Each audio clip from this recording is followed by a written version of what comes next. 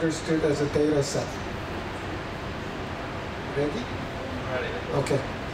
So is there something on the screen there? Yes. Okay.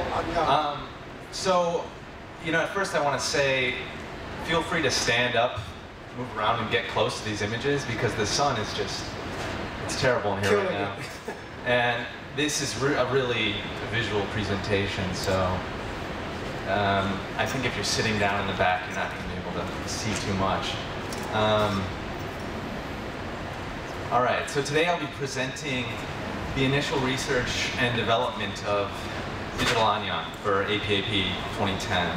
And I've been here for about a month now, working with the wonderful staff at APAP and Mass Studies. And I'm going to show you sort of the progress we've been making and plot out a trajectory for the future and what we're planning. So first of all, what is Digital Anyang? It's this, basically right now, it's a working title for a set of information visualization and dynamic mapping projects that aim to develop new representational models for exploring the urban condition of Anyang. So we want to create a variety of computational models to better understand the city.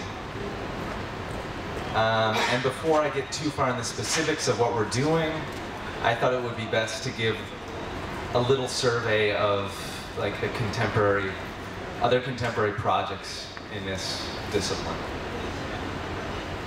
So this is, first of all, I want to talk about the Sensible City Lab at the Massachusetts Institute of Technology. And their agenda is to basically show the complex dynamics of information flowing through the city in real time. So this image in particular is from real-time Rome. And it's, you know, a very different way of seeing the space, you know, in comparison to what Lorenzo's talking about. But this was at the Venice Biennale, I think in 2006. And the project aggregated data from cell phones and buses and taxis in Rome and showed kind of the flow, the ebb and flow of people over the course of the day. All in the hopes of helping to make the citizens make more informed decisions about the way they use their environment. This is another image from it. And so you just see these maps that sort of plot out the activity and how people are actually using the space. So now, well, something like real-time Rome and a lot of the work that's being done at Sensible City, the Sensible City Lab, is really interested in expressing the kind of contemporary moment. The project here that I'm showing up from Hypercities, which is a collaborative research and educational platform at UCLA and USC, is more interested in sort of collapsing the enormity of history into like one visual frame.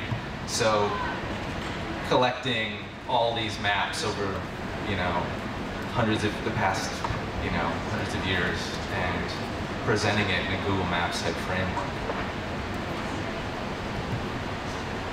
And so this is an image of the actual interface that we have here.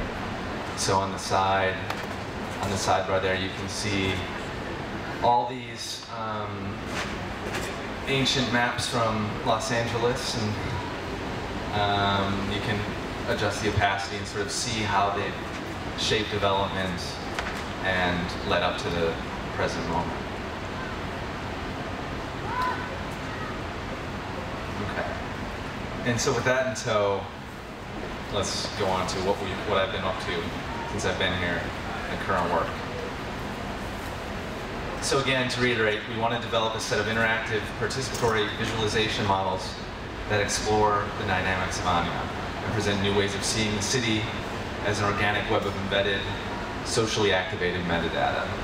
And we want to avoid the sort of reductionist simplification approach common in many other projects and express the complexity of site and situation.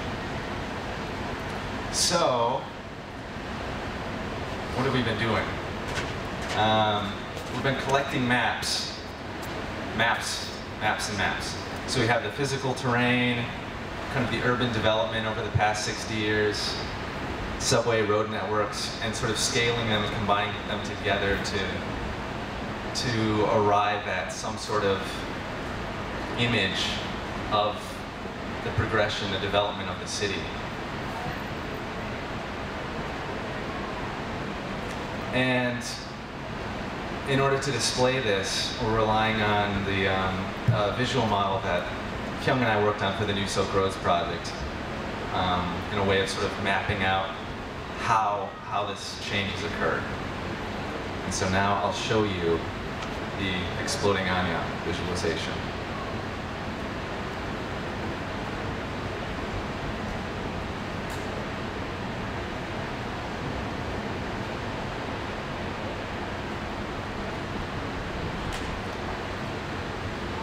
See that at all? So what we have here is sort of, we can see the political boundary and the urban form as it develops over this timeline at the bottom. And down there at the bottom as well as the population growth from 1950 to 2009. I guess it's way too dark, huh?